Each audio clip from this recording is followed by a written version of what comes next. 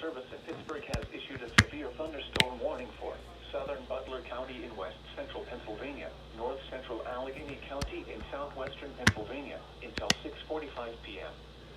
At 5:53 p.m., a severe thunderstorm was located over Zelienople, or near Cranberry, moving east at 30 miles per hour. Hazard, 60 miles per hour wind gusts. Source, radar indicated.